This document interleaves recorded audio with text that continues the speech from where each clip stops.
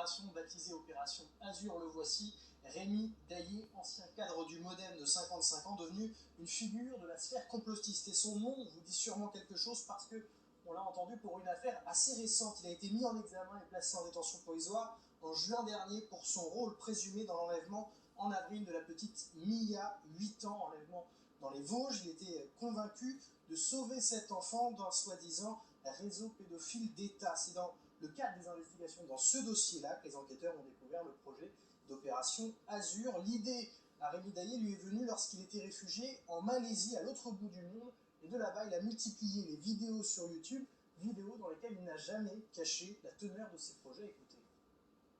Personne n'est véritablement prêt ni en mesure de prendre le pouvoir. Je le suis, je vais donc le faire. Oui, j'ai décidé de prendre le pouvoir en France, de restaurer ce pays, de vous rendre vos libertés, de faire cesser cette destruction de tout, de rétablir notre pays tel qu'il n'aurait jamais dû cesser d'être. Je vous annoncerai le jour où nous agirons. Le peuple renversera ce pouvoir illégitime. Votre temps est venu, votre pays vous est rendu. Vive la France! Baptiste Morin, on peut voir le côté un peu foutraque, un peu pied-mité de ce genre de projet, et en réalité, non, il y avait plus que cela.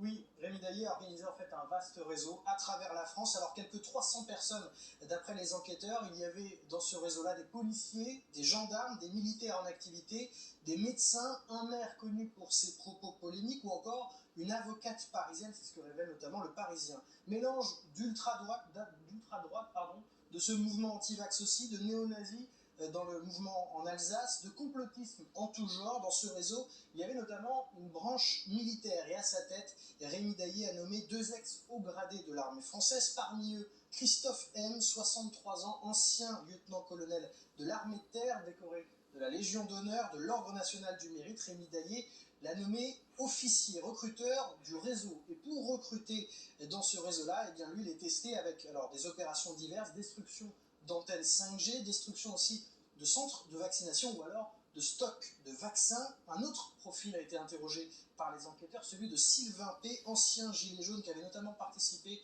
à la prise d'un média concurrent en fin d'année 2019, et il avait aussi tenté, on a appris, de fabriquer des explosifs à base de nitrate d'ammonium, notamment en rencontrant un ancien professeur de physique-chimie. Lui était le capitaine de la cellule du réseau, cellule Île-de-France. Et vous avez des détails sur les mots utilisés, on voit combien ce projet peut être pris au sérieux. Exactement, parce qu'il y a des éléments, le Parisien, qui révèle la grande partie de ces détails-là de l'enquête, révèle aussi ce mail adressé le 12 avril 2021. En avril dernier, mail adressé à beaucoup de députés et de sénateurs. Regardez l'adresse émettrice résistance.populaire@outlook.com. On pouvait lire notamment « La République n'est plus l'idée dominante »,« Il est l'heure du bilan »,« Le renversement populaire est inéluctable » et cette dernière menace, c'est la dernière chance que nous vous donnons, vous dont la mission était de servir le peuple français.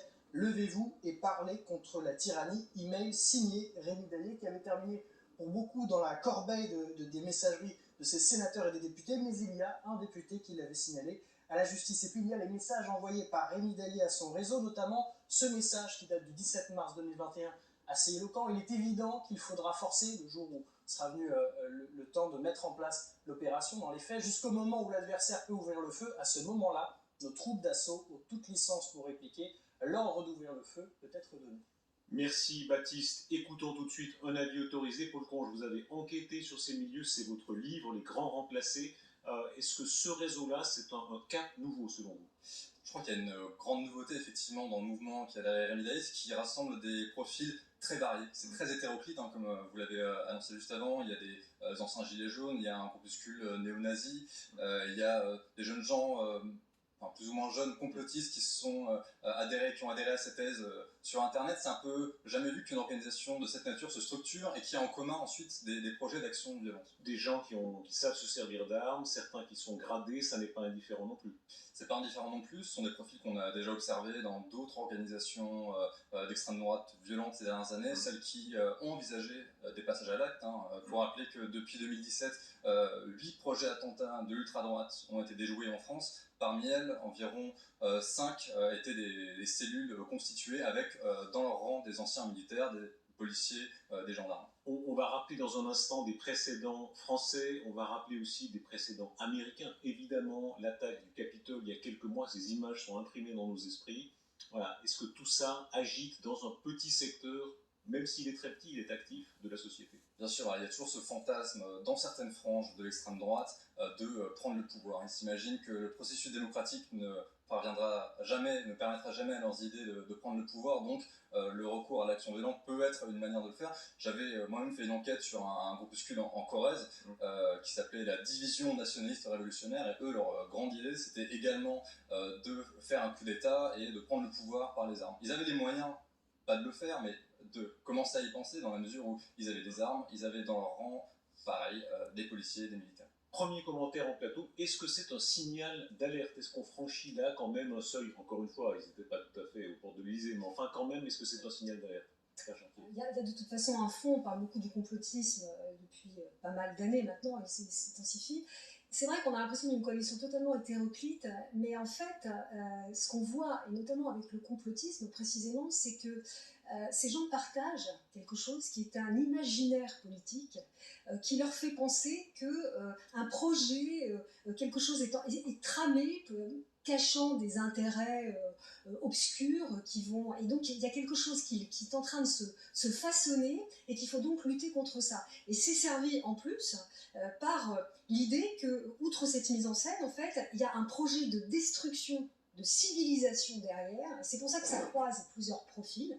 C'est-à-dire qu'il y aurait un péril civilisationnel. Donc ce n'est pas simplement des anti-systèmes. C'est ça l'intérêt. C'est pour ça que ça peut fédérer plusieurs choses au travers du complotisme. C'est que c'est vraiment, il y a tout un imaginaire qui s'est bâti ces dernières années, qui a agrégé des profils différents et qui aujourd'hui, on pourra le développer, mais vient aujourd'hui à la surface.